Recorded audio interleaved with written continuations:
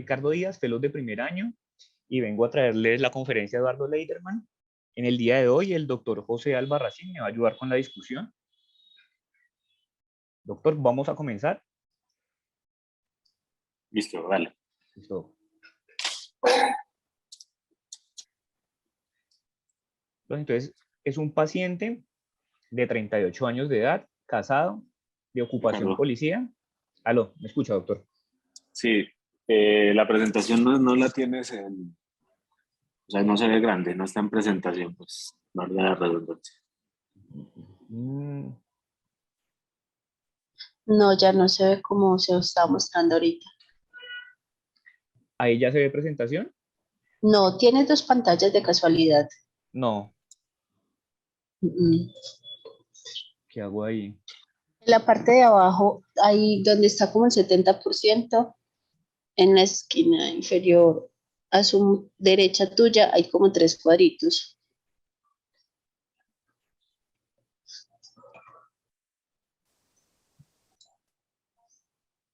Abajo, baja el mouse.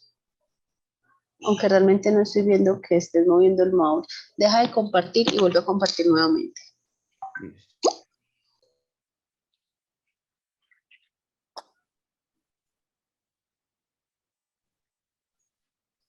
Ahí. Perfecto. ¿Sí ya? Listo. Doctor, entonces es un hombre de 38 años de edad, casado, policía, reside en Medellín, en zona urbana. Como antecedentes patológicos, tiene urolitiasis, no lo han operado de nada, no tiene antecedentes tóxicos ni alérgicos, no consume ningún medicamento. En cuanto a la parte inmunológica, lo vacunaron contra COVID-19, la segunda dosis en noviembre del 2021. Cuenta con todos los servicios públicos, sin contacto con animales, usa agua potable, solo consume productos lácteos pasteurizados y realmente no tiene ningún antecedente epidemiológico de importancia, o sea, previamente sano hasta el evento que lo llevó a la hospitalización.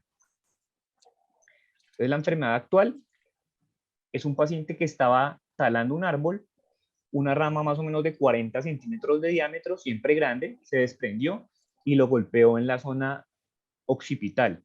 Estuvo inconsciente más o menos por 1 hora. Su esposa lo llevó al hospital Pablo Tobón Uribe. En el hospital Pablo Tobón Uribe vieron que tenía una herida occipital más o menos de 12 centímetros y esa herida estaba contaminada con material vegetal y hojas. Le tomaron una tomografía cervical que evidenció una fractura a nivel de C2, pero la fractura no tenía comunicación con la herida que tenía a nivel occipital. Eso fue el 25 de abril del 2022. Al ver esa fractura que tenía a nivel cervical, lo remitieron al Hospital San Vicente Fundación. Llegó al Hospital San Vicente Fundación el día 27 de abril. El 28 de abril le hicieron imágenes. En las imágenes se veía aquí esta fractura a nivel de C2 y C3. Era una fractura que comprometía las estructuras posteriores y estaba en contacto con la médula. Acá vemos, comprometía las estructuras posteriores y estaba en contacto con la médula. Entonces era una fractura inestable y requirió fijación. El 2 de mayo se fijó la fractura y este fue el material de osteosíntesis que le colocaron.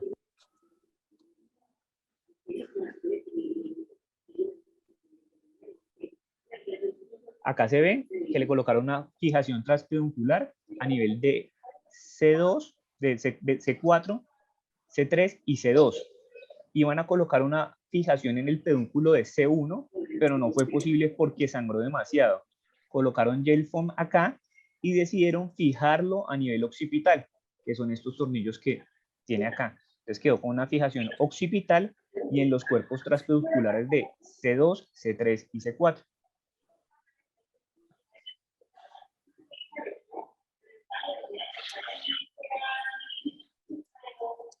Acá está una imagen anteroposterior de la fijación. Los pedúnculos, las fijaciones y los tornillos transpedúnculares a nivel de C2, a nivel de C3, a nivel de C4. Acá tiene una barra lateral y por acá a nivel occipital tenía las otras fijaciones. 24 horas después de que lo operaron, presentó fiebre. Y a las 72 horas de haberlo operado, estaba así. Esta era la herida occipital que describieron que habían suturado en el Pablo Tobón Uribe y que tenía como contaminación vegetal. Y esta es la herida quirúrgica. Para ese momento, esa herida quirúrgica estaba con eritema, edema y secreción de pus escasa. Los ruidos cardíacos eran rítmicos, el abdomen normal, las extremidades normales y el sistema neurológico estaba normal. O sea, el único hallazgo de significancia era la herida quirúrgica y la fiebre que había presentado 24 horas después de la intervención quirúrgica, doctor. Entonces, en este momento, pues quería dar inicio a la discusión. Bueno, ¿me recuerdas la fecha del trauma? El 24, doctor. Bueno, ¿y eso en qué parte, en dónde fue? ¿Dónde estaba talando ese árbol? ¿En qué lugar? Doc, ¿Aquí en Medellín? Sí, estaba en Medellín talando el árbol, pero el trauma siempre fue un trauma de alto impacto porque el tronco tenía un diámetro más o menos de 40 centímetros y le generó esta gran herida de 12 centímetros. Y cuando llegó al hospital Pablo Tobón Uribe, describen que esta herida estaba llena, contaminada con material vegetal. Listo. Ahí ese 24, en la primera atención en el hospital Pablo Tobón, recibió antibióticos profilácticos, le dieron algo. ¿Qué hicieron ahí en ese manejo inicial? Sí, describe que le dieron cefazolina, doctor. ¿Sabemos cuántos días? Dicen que 3 días de cefazolina, doctor. Bueno, ¿aplicaron toxoide tetánico, alguna otra cosa? No describen aplicación de toxoide tetánico. Bueno. Y esa herida estuvo bien siempre. O sea, hasta este momento la herida, digamos, inicial nunca tuvo signos de infección entonces. Exacto, la herida inicial, esta no la describen con signos de infección. O sea, la describen que llegó muy contaminada al Pablo Tobón cuando le hicieron la sutura, pero después no describen signos de infección. Hasta 72 horas después de la cirugía, pero la que tenía signos de infección 72 horas después de la cirugía era la herida quirúrgica más que la herida del trauma. Bueno, entonces es un paciente, hombre de 38 años, policía, aparentemente sin ningún factor epidemiológico ni antecedente personal pues, relevante, que sufrió un traumatismo con material vegetal el 24 de abril. Una herida pues contaminada, pero no reportan pues que haya tenido signos de infección por lo menos después del traumatismo y por lo menos una semana después de esto.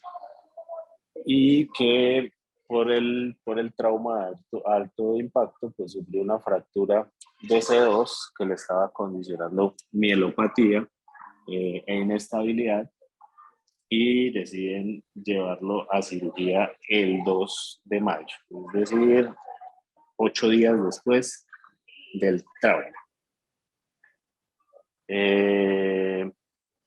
En ese lapso de 8 días, pues aparentemente no hubo ninguna complicación intrahospitalaria, no describen que haya pasado ninguna situación especial.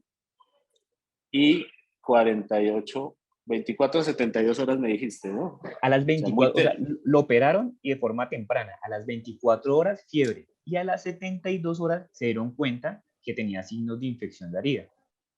O sea, a las 24 horas fiebre y a las 72 horas se dieron cuenta que tenía signos de infección. Muy temprano, pues realmente en el postquirúrgico. Exacto.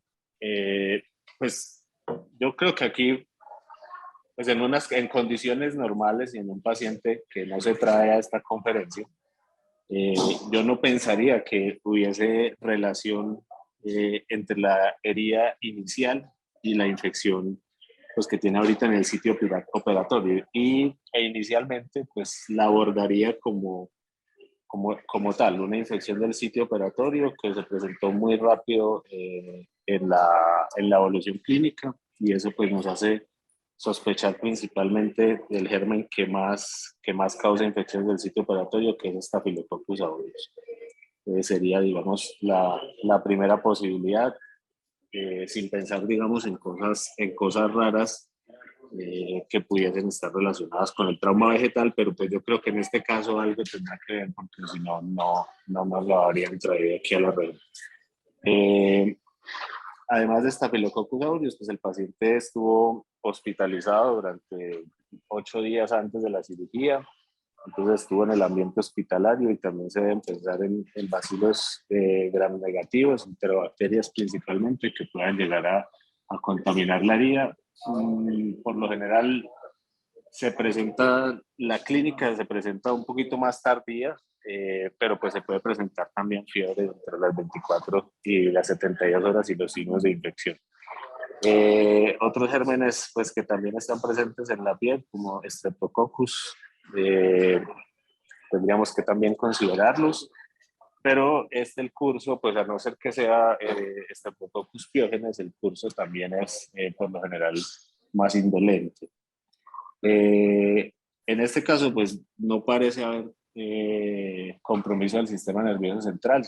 Es importante pues, en estos pacientes también descartar pues, que haya una meningitis por contigüidad. O sea, muchas veces esa infección del sitio operatorio, la manipulación de los tejidos, pueden haber abscesos epidurales o abscesos subdurales y haber diseminación por contigüidad de gérmenes como los que ya mencionamos y que puedan causar neuroinfección. Dentro de las bacterias, pues yo pensaría principalmente en Staphylococcus aureus, Streptococcus pues SP en este caso, especies, y bacilos gram negativos pues del ambiente hospitalario que pudiesen estar causando aquí la infección. Realmente hongos, pues uno cuando piensa en traumas por material vegetal, pues sí puede pensar en algunas ocasiones la presencia de hongos, pero este paciente es un paciente que no es inmunosuprimido, es un paciente inmunocompetente.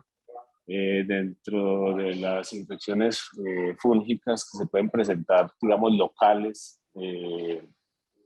por hongos, pues está Aspergillus, están modos hialinos y modos de mateazos, pues hay descritos alternaria, cupularia, incluso mucor, pero la evolución pues es como muy rápida y no es tampoco lo que uno esperaría encontrar, por lo menos en la exploración física, lo que se logra ver en la foto y en lo que describes, que parece más una infección piógena, más una infección purulenta.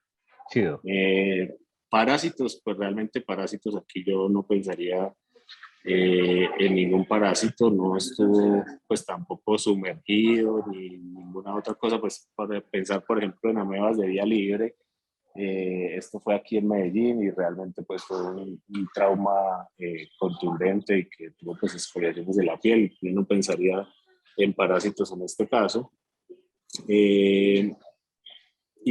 Bueno, entre las bacterias se me olvidó pues comentar algo muy importante en este tipo de traumas y son los bacilos gram negativos no fermentadores.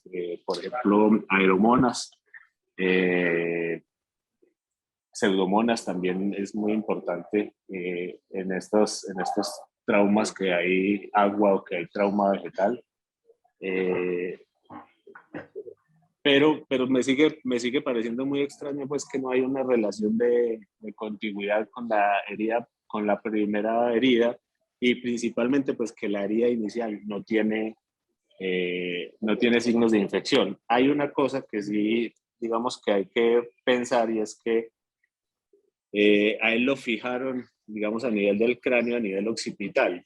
sí, doctor, claro. Y ese material de osteosíntesis, digamos, por debajo del cuero cabelludo, pues no sé si haya habido, digamos, contaminación a ese nivel en el primer lavado que no se haya manifestado de forma externa y que al entrar en contacto con el material de osteosíntesis se hubiese podido contaminar.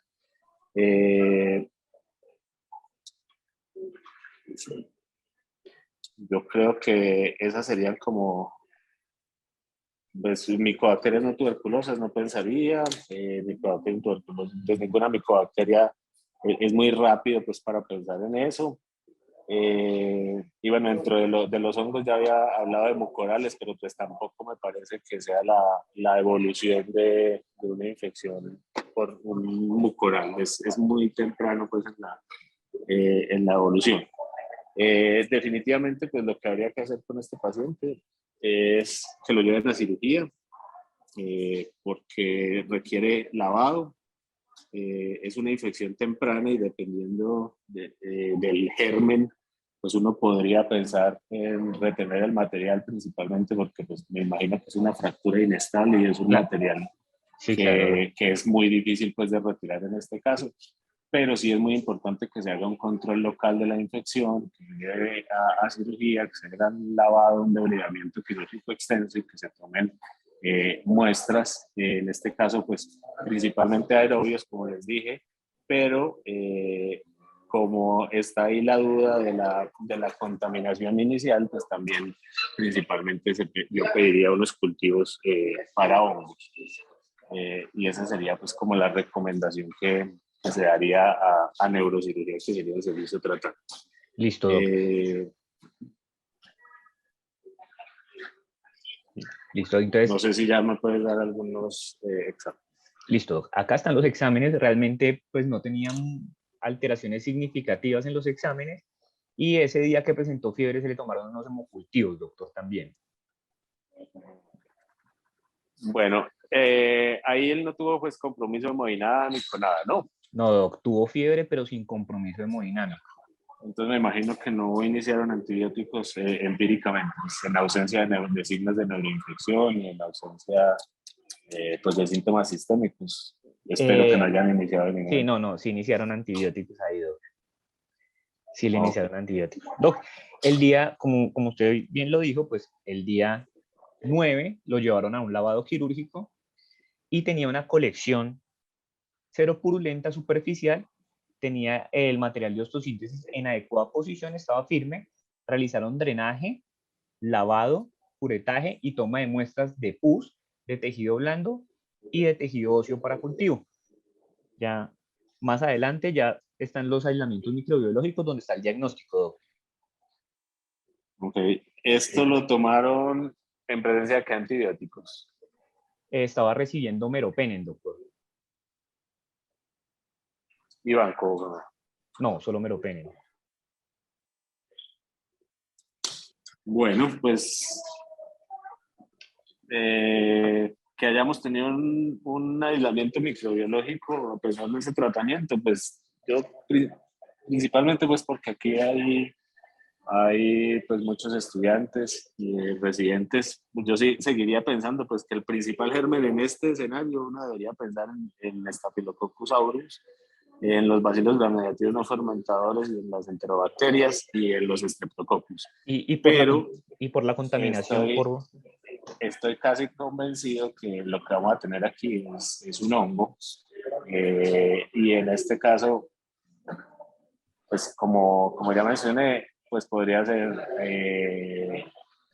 mucorales principalmente, que es lo que más se ha descrito a traumas con material vegetal. Infecciones de tejidos blandos, aunque son infecciones de tejidos blandos más graves, con más necrosis, pues por la característica de invasión que tiene mucor, que en este caso me parecería un poco extraño que lo encontráramos. Y algunos hongos de matiáceos, por ejemplo, Fusarium, también se ha reportado en infecciones con trauma vegetal, alternaria, bipolaris, bueno, y todas bacterias estas asociadas cosas. a trauma vegetal, ¿en cuáles Y pensaría? bacterias, pues principalmente lo que les dije, bacilos gram-negativos, principalmente Aeromonas hydrophila, Pseudomonas aeruginosa. Hay bacterias plesiomonas, también podrían asociarse.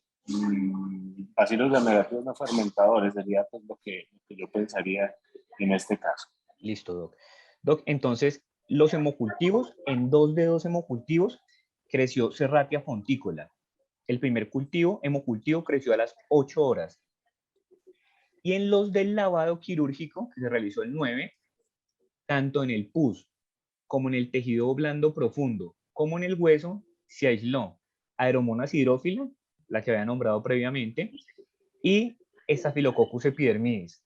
Este es el antibiograma de Aeromonas y este es el antibiograma de Staphylococcus epidermidis. Los dos microorganismos se aislaron tanto en hueso como en tejidos blandos y en pus. ¿Me dejas ver Serratia, por favor?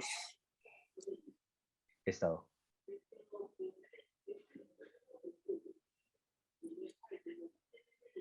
Bueno. Listo. Estos fueron de los homocultivos que se le tomaron el día 3 cuando presentó la fiebre. Y estos, los cultivos de lavado quirúrgico el día 9, cuando se llevó a la intervención quirúrgica. Doc, entonces los temas a discutir que quería discutir el día de hoy, realmente tocar de forma superficial la Serratia fonticola, aunque es una infección poco frecuente, pero me quería enfocar más en las infecciones asociadas a dispositivos, más aún cuando, como lo decía usted, Doc, son dispositivos que probablemente no se puedan retirar. Entonces, en cuanto a Serratia fonticola, fue descrita inicialmente en 1965 como un germen que tenía citrato positivo, indol positivo y era rojo metilo positivo. Esas características fenotípicas eran las similares a las de Citrobacter, entonces inicialmente se denominó como Citrobacter lysine. Ya en 1979, Gavini, por medio de hibridación, de técnicas de hibridación de ANN, encontró que este microorganismo tenía más similitud con el género Serratia y la renombró como Serratia fonticola. Es un bacilo gram negativo que pertenece a la familia de las enterobacterias. Se considera un germen ambiental, está en la tierra, en vegetales, en fuentes de agua y en fuentes de aguas residuales. Como las otras bacterias pertenecientes al género Serratia, tiene una AMC cromosómica y también se han encontrado bacterias que tienen mecanismos de resistencia de transmisión horizontal, entre ellos metalo-beta-lactamasas con actividad carbapenemasa y BLE. El primer caso descrito fue en 1991, una paciente que presentó una celulitis que se abscedó asociada a un dispositivo de osteosíntesis e hizo una bacteriemia. En total se han documentado 25 casos y de ellos 5 bacteriemias.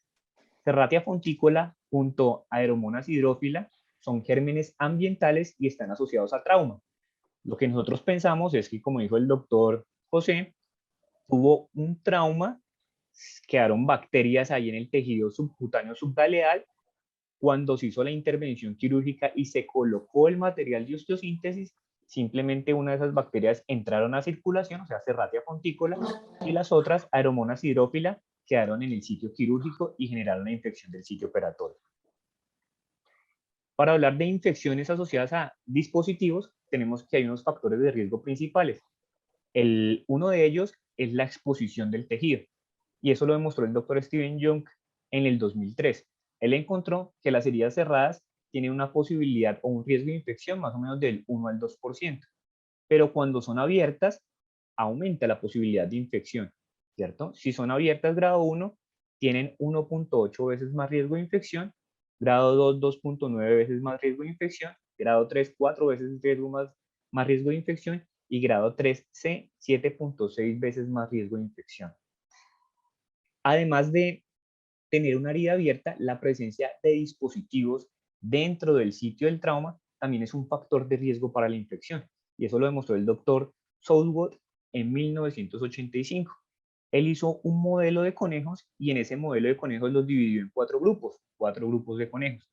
En el grupo 1 les hizo una artroplastia, les colocó una prótesis articular y les inoculó cantidades diferentes de bacterias. En el grupo 2, lo mismo, les hizo artroplastia, les colocó una prótesis articular y les inoculó diferentes cantidades de bacterias, pero de forma intravenosa. En el grupo 3, lo mismo, hizo una artroplastia, les colocó una prótesis articular y les inoculó bacterias intravenosas, pero 3 semanas después de la intervención quirúrgica. Y en el grupo 4, les hizo una artroplastia, no colocó material, no colocó prótesis, y las inoculó con diferentes cantidades de bacterias. Y observó cuál era el inóculo necesario para generar sepsis en el 50% de estos conejos. Entonces él vio que en el grupo 1, que eran los conejos que se les había hecho la artroplastia, les había colocado material de osteosíntesis y los había inoculado, requería un inóculo de 1.3 por 10 a la 1 para generar infección en el 50% de los conejos. Pero en el grupo 4, en los que los había hecho una artroplasia, les había inoculado bacterias, pero no había puesto una prótesis articular, en este grupo necesitaba una concentración de 1 por 10 a la 4 para generar infección y sepsis en el 50% de los conejos. Entonces, acá claramente se demostró que cuando hay una prótesis articular, se necesita inóculos 100 veces menores para producir infección, ¿cierto? Y ya después, con el paso del tiempo, vemos que esta capacidad de favorecer las infecciones del material de osteosíntesis se debe a que permiten que se formen biofilm. Entonces, los biofilms son estructuras o comunidades bacterianas especializadas para sobrevivir. Entonces, de forma inicial, las bacterias llegan a la superficie en una forma planctónica. En la fase 1 se adhieren a la superficie, en una etapa 2 comienzan a reproducirse y generan una materia extracelular compuesta por proteínas, polisacáridos y material genético extracelular.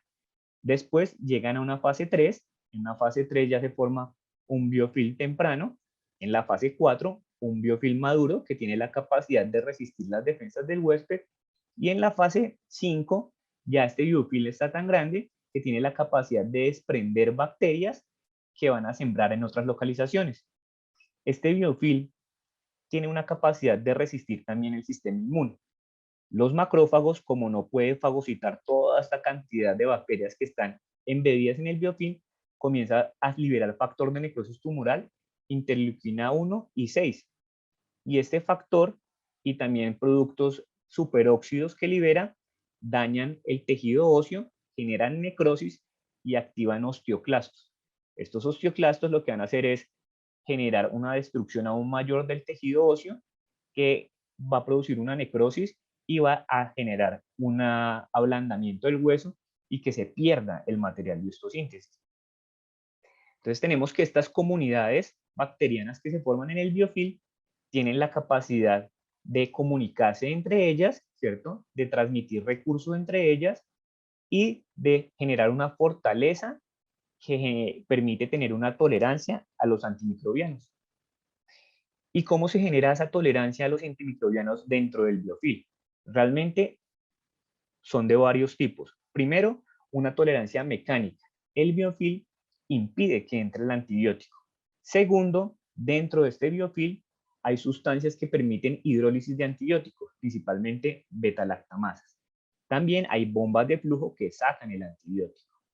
De forma adicional, las bacterias que están en este biofilm se comunican entre ellas y forman sistemas de quorum sensing y tienen la capacidad de transmitir de forma horizontal mecanismos de resistencia de forma más fácil.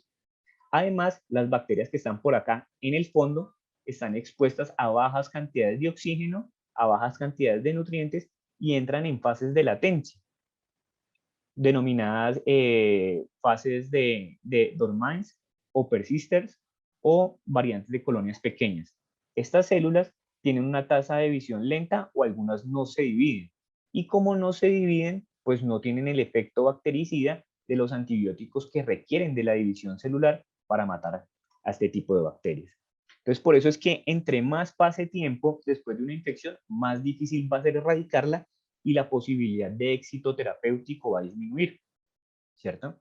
Y eso lo vemos en estos modelos murinos de infección en pulmón. Aquí vemos cómo está la farmacocinética de la colistina y la farmacocinética del imipenem en un modelo murino de infección pulmonar. Vemos cómo está acá la concentración máxima, la distribución y la eliminación. Y vemos también las MIC que se necesitan para pseudomonas en fase planctónica, la concentración mínima del biofilm joven, la concentración mínima inhibitoria de un biofilm maduro y la concentración bactericida mínima de un biofilm maduro. O sea, realmente cuando tenemos un biofilm maduro es incapaz el antibiótico de generar una concentración bactericida mínima. Lo mismo pasa con imipenem. Cuando está en fase planctónica se necesita una concentración mínima inhibitoria de 1 microgramo por mililitro. Para generar una concentración bactericida mínima en las células que están en estado planctónico, necesito una concentración de 4 miligramos por mililitro, que se alcanza realmente con la dosis que coloco en el modelo animal. Pero cuando hay un biofilm maduro, para ese biofilm maduro necesito, para generar una concentración mínima bactericida en el biofilm, necesito una concentración de 1024 miligramos por mililitro, que prácticamente es imposible alcanzarlo en condiciones fisiológicas. Por eso es que entre más tiempo pase la infección y se generen biofiles maduros, va a ser más difícil erradicarlo, ¿cierto? Y por eso está asociado al fracaso, como lo demostró el doctor José en el 2006. Él cogió 60 pacientes con infecciones periprotésicas por Staphylococcus aureus. Como eran pacientes ancianos, realmente retuvo las prótesis, no las retiró. Los llevó a desbridamiento y les dio levofloxacina, 500 miligramos día, más rifampicina, 500 miligramos día, por 3 meses. Encontró que la falla global en estos pacientes, en un seguimiento de un año, era del 35%. Y el fracaso estaba asociado con la duración de los síntomas. Los pacientes que tenían una duración de síntomas de menos de un mes tenían un fracaso del 16%, pero los que tenían 2 a 6 meses con síntomas antes del tratamiento, o sea, los que estaban infectados probablemente hace 6 meses, tenían una tasa de fracaso del 34%. Y los que llevaban más de 6 meses con síntomas de infección antes de hacer la intervención quirúrgica e iniciar el manejo antibiótico, tenían una tasa de fracaso del 69%, probablemente pues porque ya el biofilm era imposible de tratar. Algo similar demostró el doctor Kuhl en el 2019. Él cogió 249 pacientes que habían presentado infección asociadas a material de fijación interno. El estudio previo era de prótesis articulares. Este es de infección asociada a dispositivos de fijación interna. Él vio que de estos 247, 20 tuvieron pérdida del seguimiento. De estos 229 pacientes que pudo seguir, 49 presentaron infección temprana, o sea, definida como la infección que se presenta en las primeras 2 semanas después de la intervención quirúrgica. 88 presentaron infección retardada y 92 pacientes infección tardía, o sea, 10 semanas después de la intervención quirúrgica. De estos 49 que presentaron infección temprana, a 42 pacientes se les retuvo el material y se les inició tratamiento. Y de esos 42 pacientes fallaron 6, o sea, 6 pacientes fallaron en el tratamiento, lo que representa el 14%. De estos 49 pacientes, a 7 se les removió el material. De esos 7 que se les removió, a 4 se les implantó un nuevo material y 3 pacientes se dejaron sin material. De esos pacientes que se les removieron, la tasa de fracaso fue el 0%. En cuanto a los que presentaban infección retardada, o sea, de 3 a 10 semanas después de la intervención quirúrgica, a 51 se les retuvo el material y de esos 51, 6 fallaron el tratamiento, o sea, el 11%. Y a 37 se les removió. De esos 37 que se les removió, 10 se les implantó un nuevo material, falló 1, y 27 continuaron sin material, fallaron 2. O sea que la tasa de fracaso en estos que se retiraron el material fue el 8%, comparado con el 11.8% con los que se les retuvo el material. Y aquí en los que presentaron infección tardía, que fueron 92%, a 9 pacientes se les retuvo el material y se les trató. De esos 9 pacientes, 3 fallaron el tratamiento, lo que representa el 33%, y 83 pacientes se les retuvo el material. De esos 83, a 30 se les implantó un nuevo material con una falla de 5 pacientes, o sea, el 16%, y a 53 se les retiró de forma definitiva el material, con una falla de 7.5%. O sea, que los que se les removió el material tenían una falla del 10%, comparado con una falla del 33% en los que se les retuvo el material. Entonces, ¿ellos qué encontraron? Que realmente no hubo diferencias estadísticamente significativas entre el mantener el material y retirar el material cuando la infección era temprana, o sea, menos de 2 semanas, ni cuando la infección era retardada, o sea, menos de 10 semanas. Pero cuando la infección era tardía, o sea, más de 10 semanas, la posibilidad de recaída y de presentar falla del tratamiento era mayor en los pacientes que continuaban con el material de osteosíntesis, ¿cierto? Entonces, por eso vemos que el manejo oportuno y temprano es un factor fundamental en el tratamiento de estos pacientes porque se asocia a una mayor cantidad de biofilm y a una mayor posibilidad de fracaso terapéutico. El otro factor que está asociado con desenlaces es la presencia del antibiótico que yo puedo utilizar. Entonces se dice que cuando sospecho infecciones asociadas al material de osteosíntesis y son por Staphylococcus aureus o Staphylococcus species, se ha demostrado que el uso de rifampicina o rifampicina en combinación con fluoroquinolonas aumenta la probabilidad de tener éxito y reduce la probabilidad de fracaso terapéutico en un 60%. Lo mismo se ve con las quinolonas en gérmenes gram negativos. Cuando yo tengo una infección asociada a un material de osteosíntesis o a prótesis debido a gram negativos, la posibilidad de utilizar quinolona me favorece la posibilidad de tener un éxito terapéutico.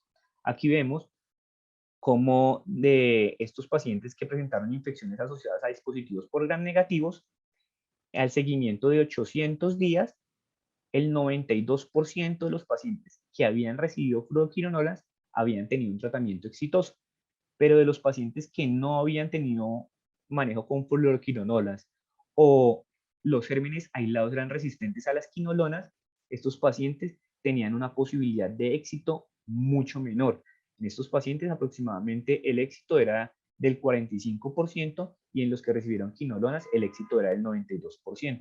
Por eso es que se determina que el uso de quinolonas en infecciones por gérmenes gram negativos asociados de prótesis me aumentan 9 veces la posibilidad de obtener un éxito terapéutico, ¿cierto?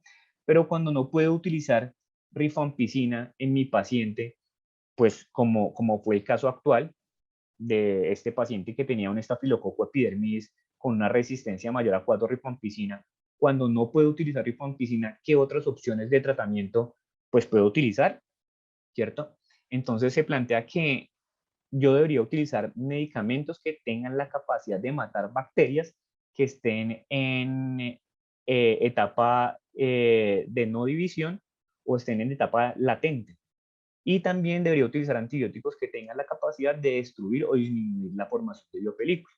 Y realmente con daptomicina se han encontrado estudios en modelos animales y en modelos in vitro que evalúan esas características. Este es un modelo in vitro donde se tomó y se incubó cepas de Staphylococcus aureus meticilino sensible a 0 grados centígrados en caldo Müller-Hilton. Este caldo Müller-Hilton estaba con antibióticos a diferentes concentraciones y estaba en movimiento a 200 revoluciones por minuto durante 24 horas. Luego de 24 horas de estar expuestos a antibióticos a una temperatura de 0 grados que inhibía su división, se calentaron, se llevaron a 37 grados centígrados por 2 horas. ¿Y qué se encontró? Lo que vemos acá. En el eje de las abscisas está la cantidad de horas en las ordenadas las unidades formadoras de colonia, ¿cierto?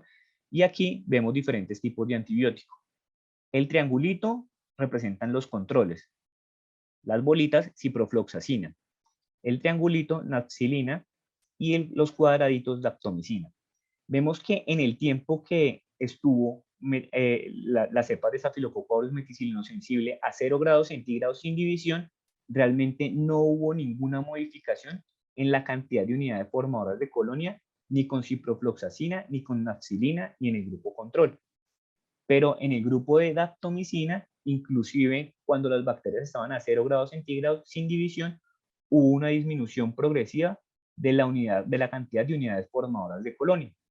Y que en este punto, cuando terminó la fase de congelación y se calentaron a 37 grados centígrados, las bacterias del grupo control aumentaron la cantidad de unidades formadoras de colonia.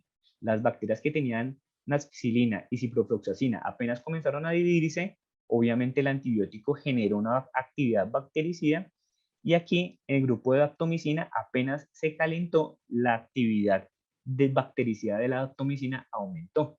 Entonces acá se ve cómo la daptomicina tiene la capacidad de matar bacterias aún en fase quiescente sin división.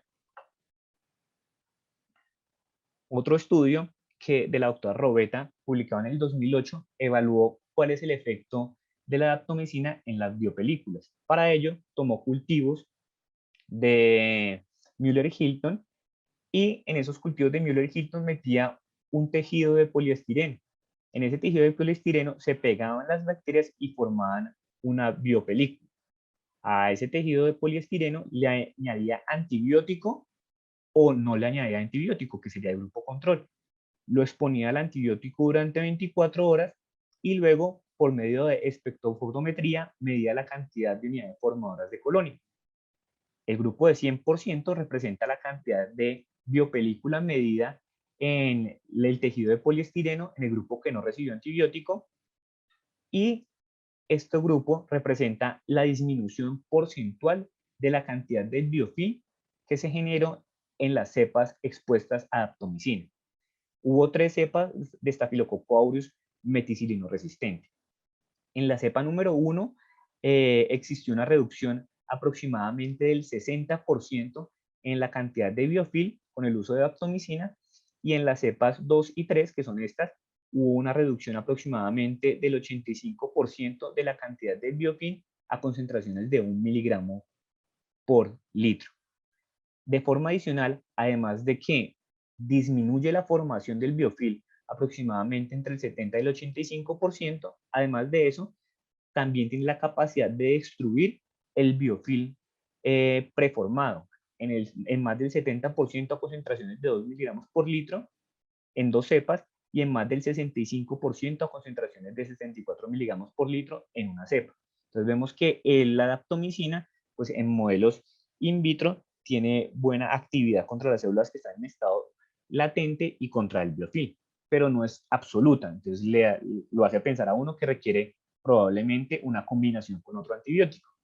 Y la doctora Katy Barber en el 2014 quiso evaluar eso, pues cuál era la efectividad de combinar tratamientos antibióticos contra Staphylococcus aureus contra el biofilm de Staphylococcus aureus.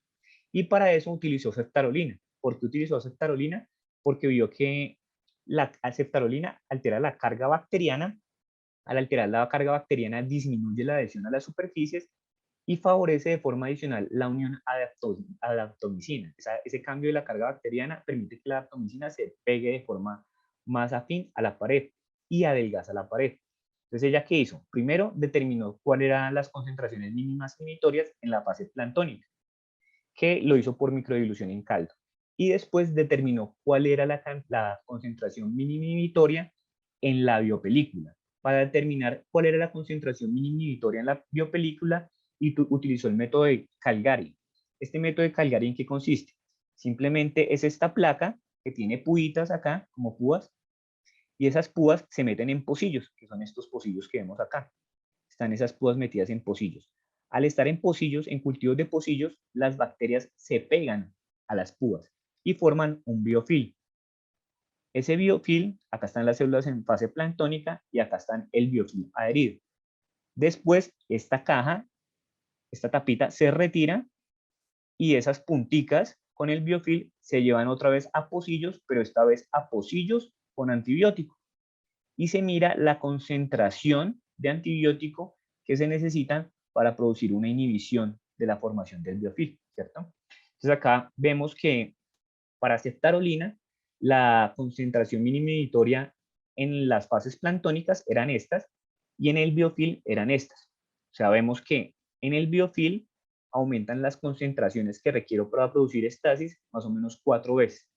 Con daptomicina lo mismo. Acá son las concentraciones mínimas inhibitorias en la fase planctónica y acá las concentraciones mínimas inhibitorias en el biofilm. Como podemos ver, las concentraciones que requiero para producir estasis en el biofilm aumentan hasta 64 veces.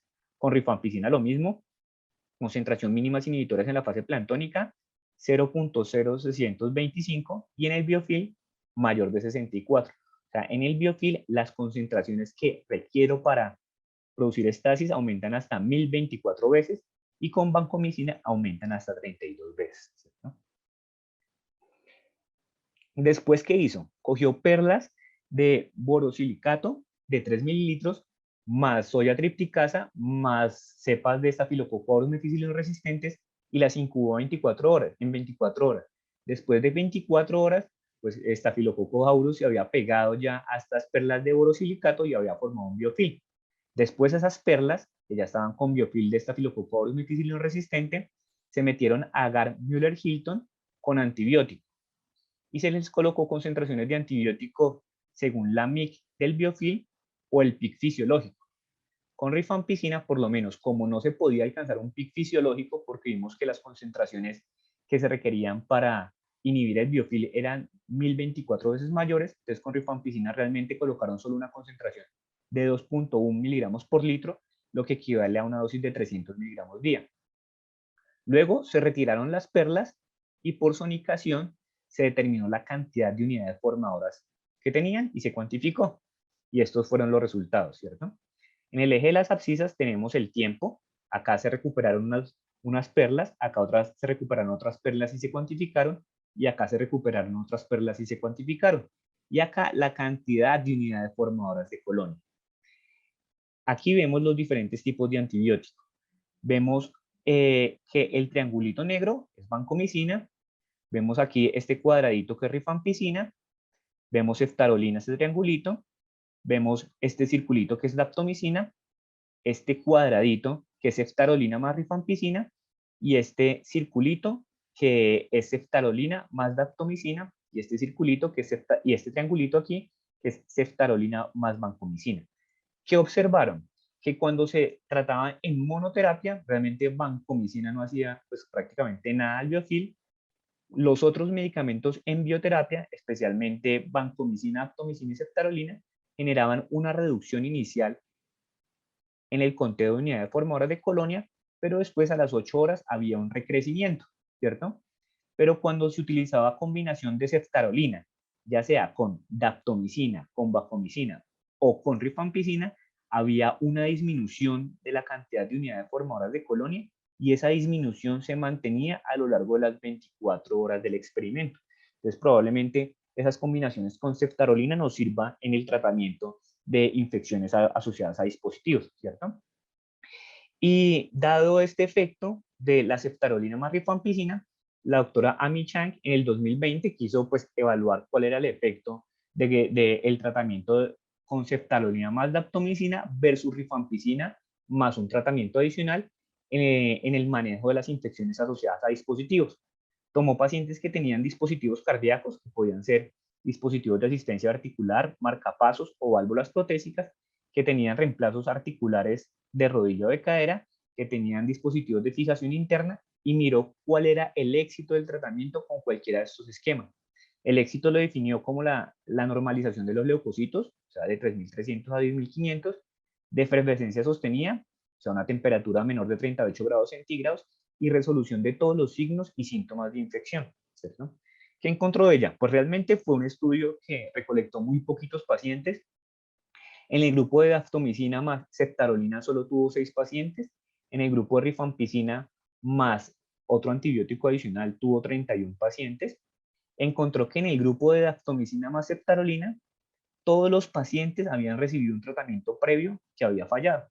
En el grupo de rifampicina más una terapia adicional, el 26% habían recibido un tratamiento previo que habían fallado. En este grupo de daptomicina más ceftarolina, todos tenían infección por Staphylococcus aureus meticilino resistente. Y encontró que en este grupo de daptomicina hubo un éxito terapéutico del 83%, en el de rifampicina más una terapia adicional, un éxito del 77%, y vio que a los 90 días ningún paciente en el grupo de ceftarolina y daptomicina había presentado admisión por infección. Obviamente, esto es un tiempo muy corto para evaluar un éxito terapéutico asociado a dispositivos, ya sea intraarticulares o dispositivos protésicos. Entonces, aunque es un tiempo muy corto y aunque hay muy poquitos pacientes, sí nos permite tener como un soporte asociado a los modelos in vivo e in vitro para utilizar daptomicina más ceftarolina en los pacientes con infecciones asociadas a dispositivos que no se pueden retirar porque no es técnicamente posible y en los que no se puede utilizar rifampicina. Otras combinaciones que también se han evaluado son las combinaciones de fosfomicina, ¿cierto? El doctor Carrigos en el 2013 quiso determinar si la fosfomicina en combinación tenía un efecto sinergista sobre la biopelícula. Para eso, ¿qué hizo? Utilizó un modelo en vivo, que es el modelo de la cápsula subcutánea, que cuando uno lee, se dice que es el modelo que tiene más reproducibilidad y es el que mejor evalúa la presencia de la actividad antibiótica sobre el biofilm. ¿Qué hizo él? Cogió esta cápsula subcutánea, que son como cilindros con muchos huequitos, con muchas perforaciones. A esos cilindros por dentro se les mete polimetilmetacrilato, que son estas bolitas, o sea, vienen en forma de bolitas o en forma de planchitas, como de placas. Entonces se meten bolitas o placas de polimetilmetacrilato y se cierran. Esta cápsula con esas bolitas por dentro se mete de forma subcutánea en un ratón. Después de 3 semanas, cuando ha cicatrizado la capsulita, se le inyecta cepas de Staphylococcus meticilino resistente, exactamente 0.1 mililitros a una concentración de 10⁻⁶. Y después de 72 horas, cuando ya la infección ha comenzado a aparecer, se extrae fluido de esta cápsula. Se mete la jeringuita y se extrae fluido, como acá. Se mete la jeringuita y se extrae fluido, ¿cierto? ¿Para qué se extrae ese fluido al primer día? Para mirar la cantidad de unidades formadoras de colonia que hay al inicio del tratamiento. Después se tratan por 7 días. Al día 8º, o sea, un día después de haber terminado el tratamiento, se vuelve a extraer el fluido de esa cápsula para ver cuántas unidades formadoras de colonia tienen. Al día 11, o sea, 4 días de haber terminado el tratamiento antibiótico, se vuelve a extraer líquido para ver cuánta cantidad de unidades formadoras de colonia hay en ese momento. Y al día 18 se sacrifican los ratones. ¿Para qué se sacrifican? Para sacar esta cápsula y sacar estas bolitas de polimetilmetacrilato. ¿Para qué? Estas bolitas de polimetilmetacrilato deberían tener ya el biofilm. Entonces estas bolitas se llevan a sonicación, se mueven, se desprenden las cantidades de bacterias y se determina si el antibiótico tuvo la capacidad de erradicar las bacterias en esta biopelícula. Entonces, ¿qué dosis de antibiótico utilizó? Utilizó fosfomicina, 500 miligramos por kilogramo cada 12 horas, que equivale más o menos a 8 gramos día de dosis humanizada.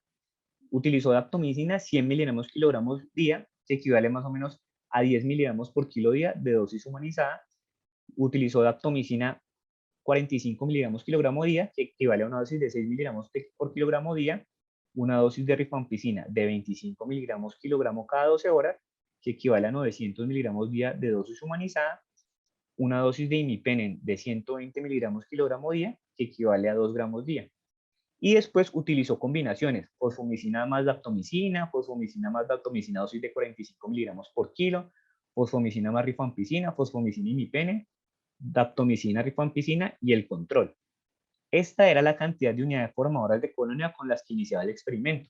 6 logaritmos, 6.4, 6.3, 7, 6.5, 7, 6.6. ¿Y qué encontró él? Entonces, como habíamos dicho, al día 8 de iniciar el experimento, o sea, un día después de haber terminado el tratamiento antibiótico, porque el tratamiento antibiótico duró 7 días, o sea, al día 8, extrajo de la cápsula líquido y determinó la cantidad de unidades formadoras que tenía. Y las midió y evaluó la disminución. Vio que con fosfomicina solita había una disminución de 1 logaritmo, con daptomicina dosis de 100 miligramos por kilo habría una disminución de 2.7 logaritmos, que con rifampicina sola había una reducción de 3 logaritmos, pero que cuando se utilizaban combinaciones realmente había un sinergismo. Vemos como daptomicina 100 miligramos por kilo más rifampicina tenía una reducción de 4.9 logaritmos, la fosfomicina más rifampicina 3.7 logaritmos y fosfomicina más dosis de daptomicina de 100 miligramos por kilo, una reducción de 3.5 logaritmos. Vemos que al día 11 hicieron lo mismo, volvieron a extraer líquido de la cápsula que tenía subcutánea. En este día 11 ya habían pasado más de 4 días sin tratamiento antibiótico y observaron también lo mismo, como la combinación de daptomicina más rifampicina, fosfomicina más rifampicina o fosfomicina más daptomicina tenía la capacidad sinergista de disminuir la cantidad de unidades formadoras de colonias hasta en 5.2 logaritmos. Después, al día 18, sacrificaron los ratones y sacaron esas capsulitas de polimetilmetacrilato.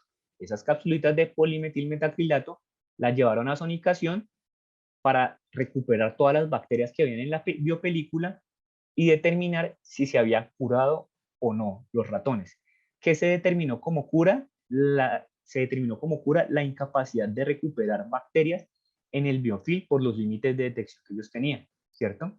Encontró que con daptomicina dosis de 100 miligramos por kilo más rifampicina, la posibilidad de cura alcanzó el 90%.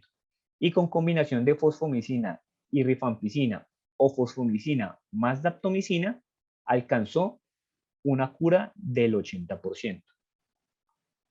Entonces, como conclusiones, pues realmente tenemos la batalla perdida contra la biopelícula. De ser posible, siempre hay que retirar el dispositivo infectado. Si se conserva el dispositivo infectado, hay que realizar un desbridamiento quirúrgico exhaustivo, oportuno y solo iniciar tratamiento guiado por cultivos. Se debe utilizar siempre quinolonas en infecciones asociadas a dispositivos por bacilos gram negativos. Y cuando tengamos infecciones asociadas a dispositivos por especies de estafilococos, siempre utilizar terapia combinada. Idealmente rifampicina más otras, pero si no es posible utilizar rifampicina, utilizar ceftarolina más daptomicina o daptomicina más fosfomicina o ceftarolina más vancomicina. Listo, eso eran los que traía para el día de hoy.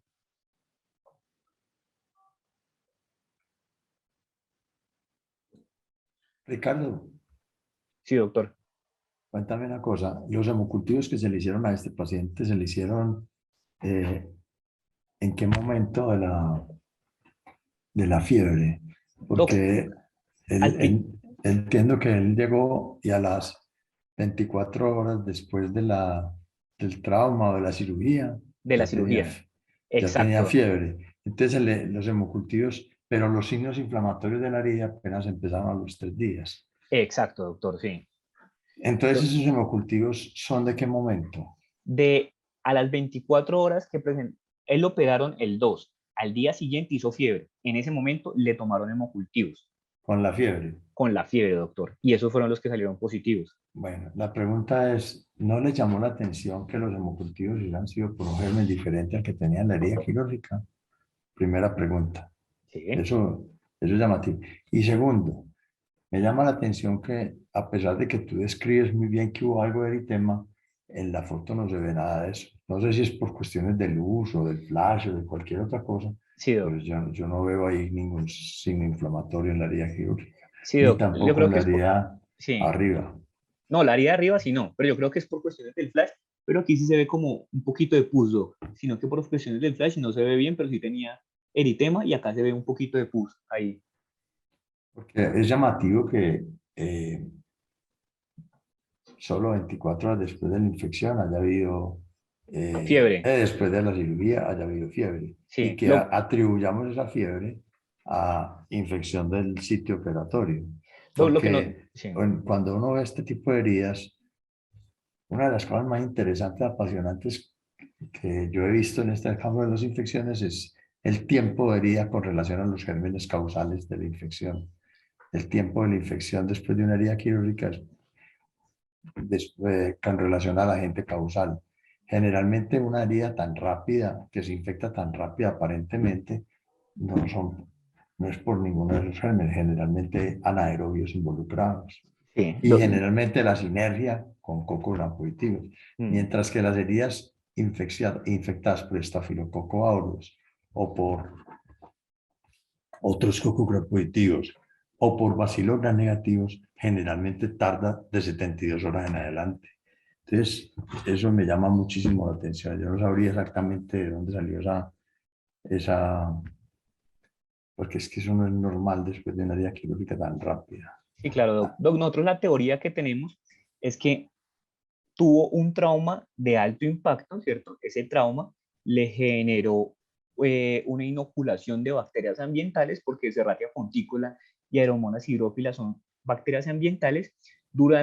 Probablemente esas bacterias ya estaban a nivel subgaleal en el momento de la intervención quirúrgica. A él le hicieron una manipulación intensa y tuvo un sangrado muy abundante, muy abundante. Inclusive, por ese sangrado tan abundante, no lo pudieron fijar a nivel de C1 y fue necesario